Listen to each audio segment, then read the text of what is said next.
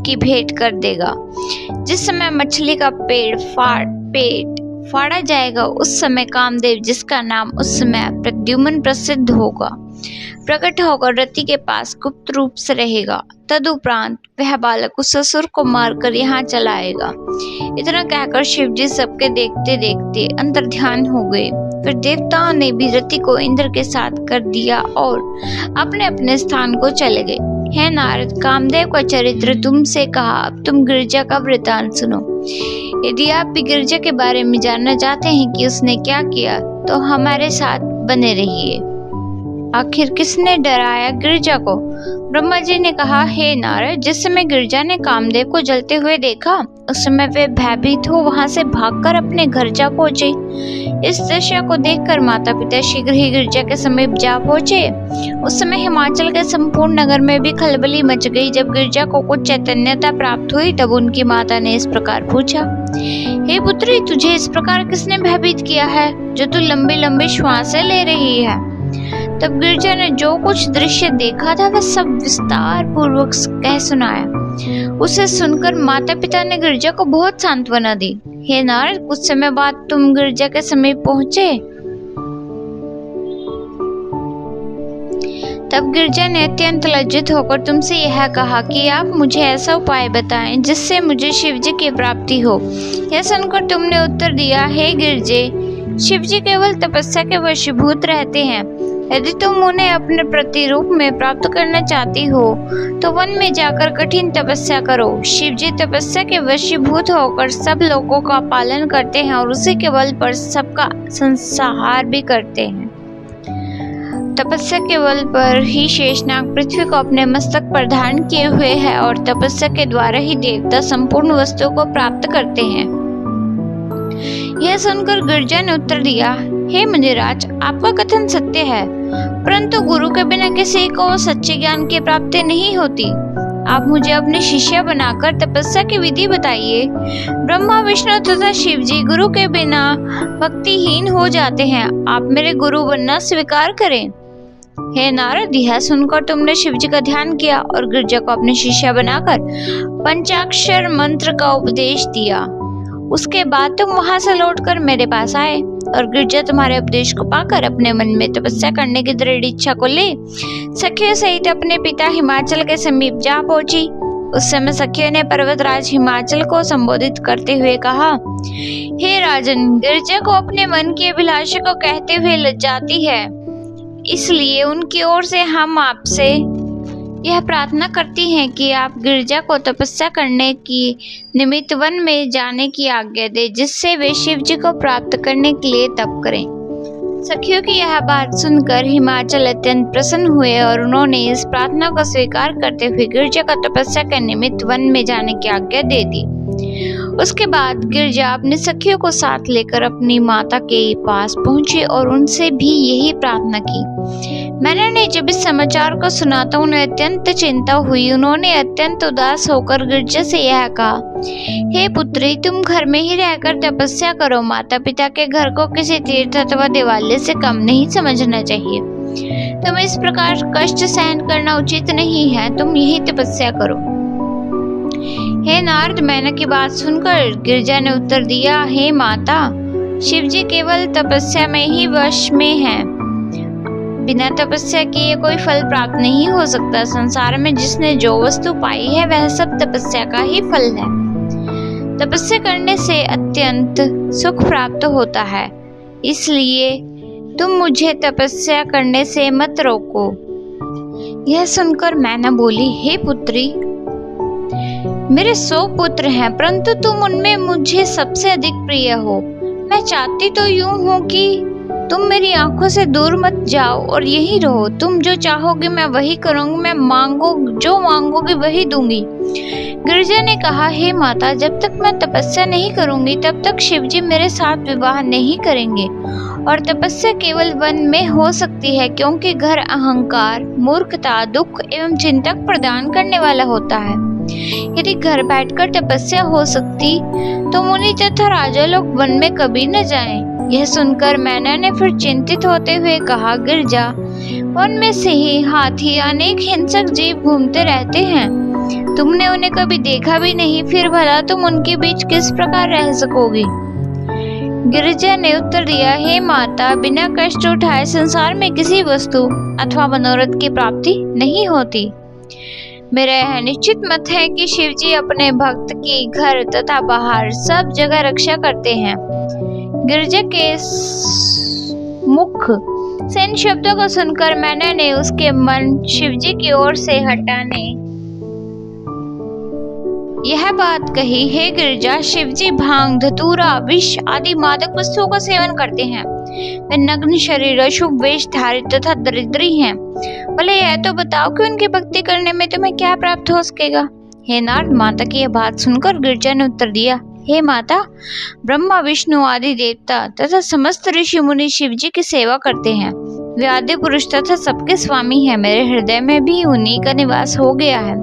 वे तीनों गुणों से रहित होते हुए भी अनेक प्रकार के चरित्र करते हैं, इसलिए तुम्हें उनके अप्रशंसा करना उचित नहीं है। अब तुम मुझे आज्ञा दो जिससे मैं वन में जाकर तपस्या करूं। गिरिजा के इस प्रकार के निश्चय को देखकर जब मैंने यह जान लिया कि गिरिजा के हृदय में सचमुच ही शिवजी की भक्ति दृढ़ हो गई है, तो उन्होंने अत्यंत प्रसन्न हो इस प्रकार कहा, हे पुत्री, मैंने तुम्हारे निश्चय को देखने के लिए ही जानबूझकर ऐसी बातें कही थी। सच पूछा जाए तो भगवान शिव सबका मनोरथ पूर्ण करते हैं। अब तुम प्रसन्नता पूर्वक वन में जाओ और शिव जी की आराधना करो। इस प्रकार माता पिता की आज्ञा पाकर गिरिजा भगवान सदाशिव की स्तुति करती हुई तपस्या करने के हेतु वन के लिए चल दी। जिस समय मैना ने उन्हें जाते हुए देखा तो वे मात्र प्रेम के कारण मूर्छित हो पृथ्वी पर गिर पड़ी। यह देखकर सब कुटुंबियों तथा नगरवासियों ने गिरिजा को पुनः वन में जाने से रोकना चाहा, परंतु वन के कष्टों का वर्णन करते हुए सलाह दी कि वे घर में ही रहकर तपस्या करें। उन्होंने सब लोगों को संबोधित करते हुए कहा, हे प्रियजनों, आप लोग किसी प्रकार की चिंता न करें। मैं शीघ्र ही शिव जी का वरदान प्राप्त कर लौट आऊंगी। मुझे वन में जाना ही शुभ है, क्योंकि यहाँ रहकर तपस्या नहीं की जा सकती। हे नारद, इस प्रकार मीठे शब्दों में सबको समझाने बुझाने के उपरांत गिरिजा ने ब्राह्मणों को प्रणाम किया। अपने लौटने के समय तक के लिए उन्हें कालक्षेप करने के निमित्त बहुत कुछ दान देकर प्रसन्न किया। उन्होंने भिखारियों को भी सब वस्तुएं प्रदान की, क्योंकि भिखारियों को भिक्षा देने से शिव जी अधिक प्रसन्न होते हैं। गिरिजा ने श्रेष्ठ मुहूर्त में वन के लिए प्रस्थान किया। उस समय सब लोग उन्हें आशीर्वाद देने लगे। देवताओं ने भी जय जयकार करते हुए उनके ऊपर फूलों की वर्षा की तथा दंदुभी बजाए। जिस समय गिरिजा चली उस समय उनके बाईं अंग फड़कने लगे तथा शुभ शगुन होने लगा, जिनसे यह प्रतीत होता था कि उन्हें शिवजी अवश्य प्राप्त होंगे। यद्यपि गिरिजा के वन में जाने के कारण नगर निवासी अत्यंत चिंतित थे, किंतु अशुभ समझकर किसी ने भी अपने नेत्रों से आंसू नहीं बहाए। हिमाचल के नगर का संपूर्ण वैभव मानो लोप सा हो गया। ऐसा प्रतीत होने लगा मानो यह नगर काल रात्रि के समान भयानक हो। नगर निवासी भी साक्षात यमराज जैसे दिखाई देने लगे। वे आपस में ही एक दूसरे को देखकर भयभीत हो जाते थे। नगर के सभी घर शमशान के समान प्रतीत होने लगे। मित्र यमदूत के समान दिखाई पड़ने लगे। नदी और नालों में पानी नहीं रहा। सब प्राणियों का तेज नष्ट हो गया। सब लोग गिरिजा के वियोग दुख से दुखी होकर उनकी बाल लीलाओं का स्मरण कर अपना समय ज्यों त्यों कर काटने लगे। हे नारद, तुम इस बात को भली भांति जान लो कि शक्ति के बिना संसार में कोई आनंद नहीं है। शक्ति के प्रकट होने पर ही संसार में आनंद प्रकट होते हैं। वह शक्ति ही अपने चरित्रों द्वारा सब लोगों के दुखों को रात्रि और जल के बिना मछली प्रसन्न नहीं रहती, उसी प्रकार गिरिजा के बिना हिमाचल का नगर भी सूना हो गया। यह देखकर विदिज्ञ मुनि हिमाचल के नगर में पहुंचे। उन्हें देखकर सब लोगों ने उनकी बहुत प्रकार से सेवा की। मुनि ने उन्हें संबोधित करते हुए पूछा, हे हिमाचल, तुम किस शोक में व्याकुल हो? मुनि की बात सुनकर हिमाचल पहले तो दुख की अधिकता के कारण कुछ नहीं बता सके। उसके बाद धैर्य धरकर बोले, हे प्रभु, मेरी पुत्री शिवजी को प्राप्त करने के निमित्त वन में तपस्या करने के लिए गई है। मैं उसी के वियोग दुख से दुखी हूँ। मैंने मैना ने भी कहा, हे मुनिराज, मेरी पुत्री की कभी उष्ण वायु भी नहीं लगी थी, परंतु अब वह वन में जाकर न जाने कैसे कैसे दुख उठा रही होगी। जब वह यहाँ घर में सोती थी उस समय उसके सखियां स्तुति किया करती थी, परंतु अब मुझे यह संदेह हो रहा है कि कहीं वन में उसे कोई सिंह आदि न खा ले। मेरा जीवन तो उसके जीते ही कठिन हो गया। हे नारद, हिमाचल तथा मेनक के मुख से यह शब्द सुनकर मुनि ने भगवान सदाशिव की माया को बारंबार धन्यवाद देते हुए कहा, हे भगवान सदाशिव, आपकी माया का पार कोई नहीं पा सकता। आप जब चाहते हो वही कर दिखाते हो। मन ही मन इतना कहकर वे हिमाचल तथा मेनक को संबोधित करते हुए बोले, हे पर्वतराज, तुम अपने मन में कुछ चिंता मत करो। तुम्हारी पुत्री आदि शक्ति है, तुम उसकी महिमा को नहीं जानते हो, इसलिए इतनी दुखी हो रहे हो। वह अपनी तपस्या के द्वारा तुम सबको प्रसन्न प्रदान करेगी। उसके कारण संसार में तुम्हारा भी बहुत यश फैलेगा, इसलिए तुम्हें उचित है कि तुम उसके लिए कोई चिंता मत करो और अपने हृदय में शिव जी का ध्यान धरते रहो। इतना कहकर मुनि ने मन ही मन गिरजा को प्रणाम किया। उसके बाद वे हिमाचल से विदा लेकर चल दिए। उनके विचार सुनकर हिमाचल, मैना तथा सब नगरवासी भी अत्यंत प्रसन्न हुए। सभी ने चिंता करना त्याग दिया और मन ही मन शिव जी का ध्यान धरने लगे। ब्रह्मा जी ने कहा, हे नारद, जब हिमाचल और मैना का दुख दूर हो गया तब उन्होंने शिव जी के चरणों में अपना ध्यान लगा दिया। उधर गिरजा ने भी वन में पहुंचकर अपना स्वरूप ऋषि मुनियों के समान बनाया तथा शिव जी के अतिरिक्त और सबों का ध्यान बुला दिया। उसके बाद वे तपस्या करने के निमित्त श्रृंग तीर्थ को गई, तो जो उसी समय से गौरी शिखर के नाम से संसार में प्रसिद्ध है। उन्होंने 64 वर्षों तक सिर नीचे किए हुए एक ही आसन पर बैठे तपस्या की। वे ग्रीष्म काल में अग्नि में तपती, वर्षा काल में खुले मैदान में रहती, शीतकाल में जल के भीतर बैठकर कठिन तपस्या करती। जब इस प्रकार के उग्र तप द्वारा भी उन्हें फल की प्राप्ति नहीं हुई तो उन्होंने 1 सहस्त्र वर्षों तक केवल वृक्षों की जड़ तथा पत्ते खाकर और कठिन तपस्या की। उसके बाद 1 वर्ष तक केवल हरी घास और साग आदि खाए, फिर कुछ समय तक केवल वायु पीकर ही तप करती रही। हे नारद, ऐसा उग्र तप करने पर भी जब उनका मनोरथ पूरा न हुआ तब वे हिमाचल पर्वत पर लौट आई। वहां उन्होंने 3 करोड़ पार्थिव अर्थात शिवलिंग बनाकर उनका पूजन किया। उन्होंने अनेक प्रकार के पुष्प गिन गिन कर उन शिव मूर्तियों पर चढ़ाए तथा दिन रात शिव जी के पूजन, ध्यान तथा स्मरण के अतिरिक्त अन्य किसी बात से अपना संबंध नहीं रखा। वे शिव जी के प्रेम में ऐसे मग्न हुई कि उन्होंने प्राणायाम करके अपने को अपने में ही लीन कर दिया, ब्रह्म रूप में स्थित हो गई। उनके इस तपस्या काल में अनेक प्रकार के संकट भी सामने आए। कई बार उन्हें प्रेत, भूत की सेना ने चारों ओर से घेर लिया। कई बार सिंह, हाथी, भैंसा, बैल, चमगादड़ आदि का स्वरूप धारण करके भूतों ने उन्हें डराया। जो भूत प्रेत गिरजा को डराने के लिए आते थे उनका स्वरूप ऐसा भयानक था कि उसका वर्णन नहीं किया जा सकता।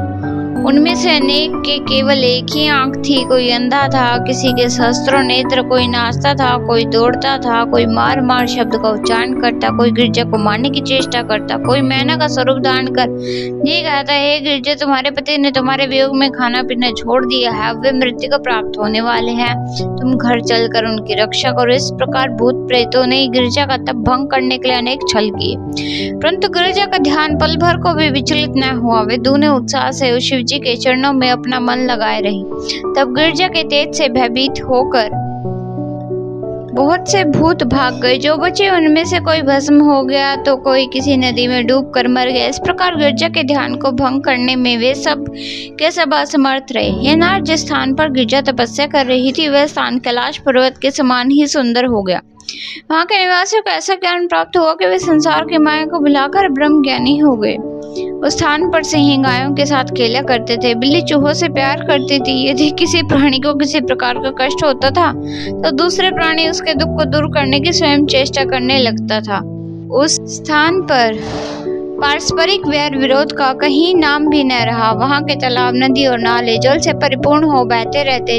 सब वृक्षों में अनेक प्रकार के फल फूल दिखाई पड़ते थे। इस प्रकार वहाँ किसी वस्तु की कोई कमी नहीं रही। गिरजा की तपस्या तीनों लोकों में ऐसे प्रसिद्ध हुई कि उसे देखने के लिए मैं, विष्णु तथा इंद्र आदि उस स्थान पर पहुंचे। हम लोगों ने उन्हें इस प्रकार देखा मानो वे स्वयं सिद्धि रूप हों। हम सब ने उन्हें प्रणाम कर स्तुति की। उस समय इंद्र ने सब देवता को संबोधित करते हुए कहा, गिरजा का तप सर्वश्रेष्ठ है।